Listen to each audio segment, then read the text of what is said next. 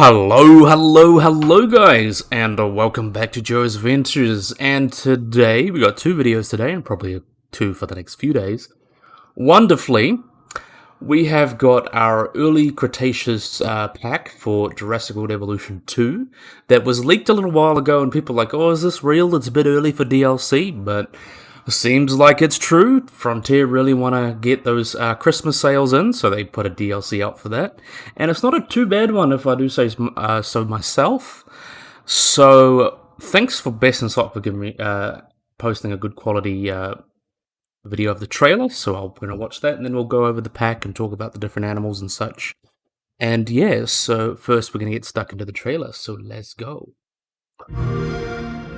Park managers, recent developments have allowed you the option of welcoming exciting new additions to your parks, previously thought lost to time.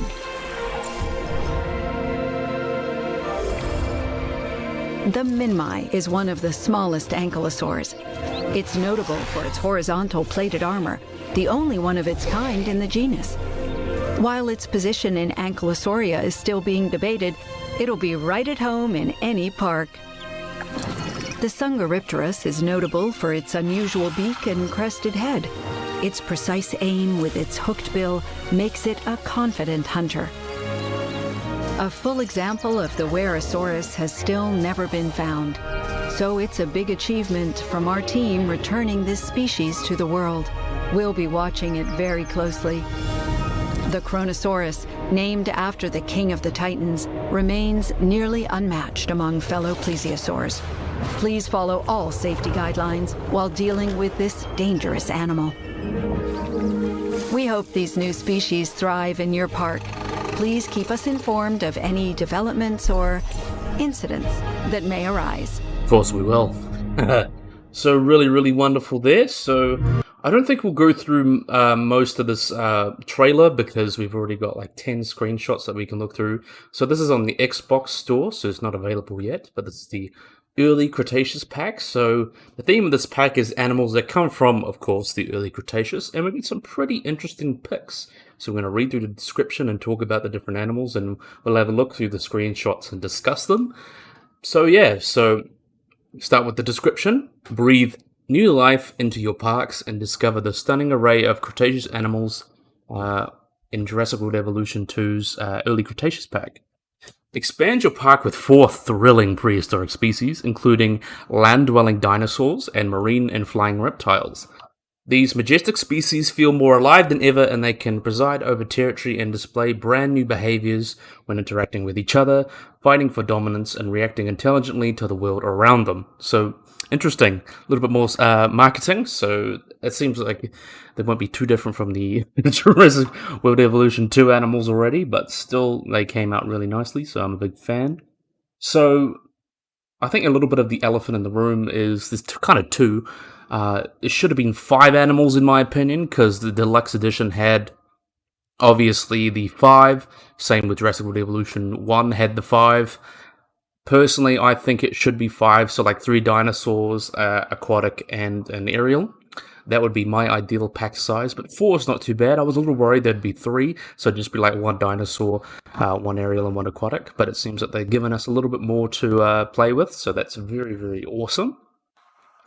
So we're going to be starting off with our aquatic animals. So we have got Chronosaurus, which is named after the king of the Titans, Kronos, of Greek mythology, is one of the largest ever pliosaurs and a carnivorous species of marine reptile with powerful paddle-like flippers to help capture its prey. And then we'll have a look at the screenshots of him. So you can see he's a relative of Liopleurodon, which is already in game, and this is much more accurate to how the animal was in life. Not 100%, as I'll get into, but compared to the scales and weird look of the Liopleurodon already in game, this guy's a little bit more accurate. So here's a bit of like full body look. We can see he's got that weird crocodile-like skull, or that weird dinosaur-like skull that he's got there, with these really big paddles that allow him to swim quite fast. Obviously, as I mentioned, relative to Liopleurodon, and quite a bit bigger. So Liopleurodon, I believe at max was about 6 meters long, while Chronosaurus potentially got up to 10 meters long, so it's definitely one of the largest pliosaurs. And there's a couple other that contend for that general size, but these guys are the largest that we kind of know of from relatively complete skeletons. But yeah, I'm liking this guy so far. I think the pattern came out quite nicely. I like the textures a lot more. It's not like that rugose texture that was on the Leopleurodon. It's much more smooth, reflects the real life animal a lot more. It's obviously a little bit JPified. I'm sure if people wanted to make paleo edits, they could change it. But the one weird thing about the design I see is the tail here.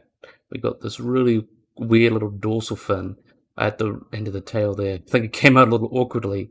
And as I've mentioned, I think I've mentioned a while ago, or mentioned before, there would have been a small keel on the back here that would have either horizontal or vertical that would have been on the end of the tail to allow it to swim better. But overall, it's obviously JPified or frontierified, really, but it's much more accurate and I think looks quite a bit nicer than the Leopleurodon. Kind of actually looks like a Chronosaurus. It looks like a Pliosaur, so I think that's pretty awesome. And I think it gives good contrast to the designs because you have this and then you have the really spiky crocodile-like Leopleurodon. So I think that's awesome. So yeah, I'm liking the Chronosaurus, and we got an aquatic for DLC, so that's awesome. So now we're going to move on to the next animal. So next we've got a playa, or a aerial animal, pterosaur. So Dsungaripterus, I believe how you pronounce that, or Dsungaripterus, or something like that.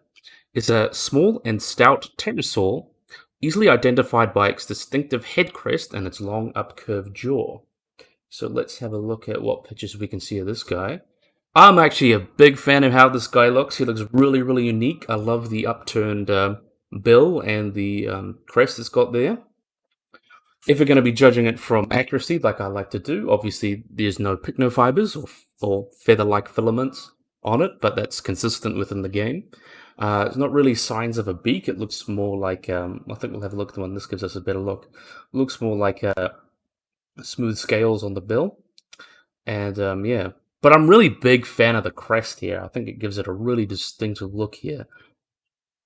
And yeah, I'm a big fan. The only sad thing is like some of these animals, like Tapijara and Jurassic and those kind of relatives of these guys, are often suspected to be durophagous, which means they'll eat hard things like shellfish or whatever, or potentially frugivores. That means they'll eat fruits and things like that. And I think it sucks that they didn't really expand the diets for the aerials. So, like, I would really like Tapijara to be a herbivore, and maybe this guy could be a herbivore as well.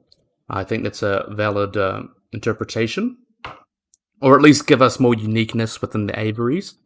I think that, like, if we can manage having herbivores and carnivores, but yeah, I just wish that we had a little bit more diversity that way. It'd be cool to see that in the aquatics as well, more food diversity. Really, really wonderful. So yeah, I'm a big fan of how this guy came out. I love its distinct crest, and I think it's obviously Jurassic Parkified, as I mentioned, but really, really nice. So now we're getting into the dinosaurs. So we've got another little Australian fellow, a real cutie. We have got Minmi. So Minmi is a small tank-like dinosaur belonging to the Ankylosaur family. Unlike other Ankylosaurians, it has an horizontally oriented bone plates running along the sides of its back that makes making the Minmi well protected against predators. So we can see there's a picture of Minmi here. I'll get one of. I like this one. This one shows really, really how it is. Though Minmi is not technically a true genus, really. It's kind of in limbo. It's considered a novum dubium because the original fossil is not that diagnostic. But you could easily substitute it with its relative Wuerhosaurus, which has often been lumped into. And Wuerhosaurus is a really cool animal anyway. I've seen the fossil. It's a really, really beautiful fossil. And you can see all the scale details and stuff. It's really, really awesome. But anyway, we can see the difference in design here. We can see the head is very, very much based off like a green sea turtle or like a hawksbill or something like that. And I think it gives it kind of a unique design, even if it's not accurate. And we can see the plates coming on down them. I think it looks really, really interesting. Obviously, the feet's are wrong. It mentioned JPified, but I think this guy looks quite cute. And I can't wait to see how small it is in game. It's going to fit perfectly with like things like Chronosaurus, and it's going to be really adorable. And Plus, we get the Australian rep, so we get more animals from Australia, which is really, really awesome. So it fits with the Welberosaurus. So, yeah, I think we've had a good look at this guy, and we'll be having a look at our last animal. And now I'll talk about Minmi. Minmi's kind of an early Cretaceous, as mentioned, ankylosaur, or basal nodosaur, or something like that. Basal ankylosaur is probably the better word, from Australia. I think it was discovered in the 90s or something. Really, really interesting animal. And last, and but most definitely not least, we have got Wuerhosaurus, which I've covered. I've covered pretty much all these animals in past Jurassic World Evolution mod spotlights, so not anything too new coming out. But Wuerhosaurus is part of the stegosaurid family of dinosaurs. It sits low to the ground in order to feed on lower vegetation and use its tail spikes to its defense against potential predators and potentially sexual selection. I'll add that on. But yeah, Wuerhosaurus is a very interesting animal. It's like a really late surviving stegosaur. It's sister to Stegosaurus, so it's a close relative and a very interesting animal regardless. So we'll have a look at this image here. I think it came out quite nicely. I'm a big fan of the brows that it's got. I think it gives a unique look. And the beak is very, very interesting. It reminds me of like a hawksbill or a parrot, a macaw or something. I think it came out quite nicely. And you can see here, there's often the plates that have been depicted are kind of like squares. I believe that's outdated or basically based off incomplete remains. And Frontier decided to go with a much more rounded plate design, which I think came out quite well. And we can see, obviously, it's got its Stagomyces. It looks really, really interesting. It is basically just a late surviving Stegosaurus. Different genus, but they are sisters, so not too different. But I think it came out wonderfully. I think it looks nice. I really like the contrast of the patterns. We can see the brown one and the green one. And I really like these patterns on the plates here. I think it gives it a cool look, and also on the tail. I think they did a really good job with this one. Can't really see its feet, but I assume they did it like Huangosaurus style and made it all wrong. But anyway, I think in terms of design, I think it looks nice. It's not really... My overall views on this pack is that it's really... There's nothing like offensive. It's all like generally good quality. There's just nothing that really strikes above, like you would have in a pack, I'll give the Cretaceous pack in the original game, for example. You would have like an Iguanodon, and that was like the breakthrough of the pack. But then you had the Charodontosaurus and the Dreadnoughtus, where everyone like, bad to worse. But there was like that one standout. This one seems to be much more consistent quality. If I had to pick a worst, it would probably be... It's hard to pick a worst, actually. I think it might actually be the... Maybe the Chronosaurus might be the worst, in my opinion. But generally, they're much more consistent in design, which I am good. There's no really, really bad one or really, really good one. It's just very consistent, and I think it'd be good. So yeah, I'm going to also mention before I end off this, the other elephant in the room is that it's so close to DLC, especially when Jurassic World Evolution is kind of in shambles right now, if putting it lightly, because a lot of people have been having trouble, including myself. I've had to cheat to just play through the game, so that really, really sucks. But luckily, along with these DLCs, we often get a free update, so hopefully this free update will come with a lot of rebalancing and things like that. That should really help players play the game. Because if we remember back to Jurassic World Evolution 1, I remember when I played it, I pretty much had so many issues. But then the first update came around, and then it became much easier to play, which was awesome.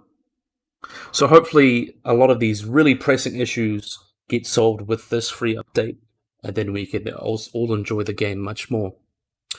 So, yeah, that's my little rant over about the game. So, I really, really, really hope you guys enjoyed this video. I hope you guys like and subscribe. Always remember to get the little bell icon to get notified when I upload anything. So, yeah, hopefully you guys enjoyed this video. Hope you guys like and subscribe. And bye-bye.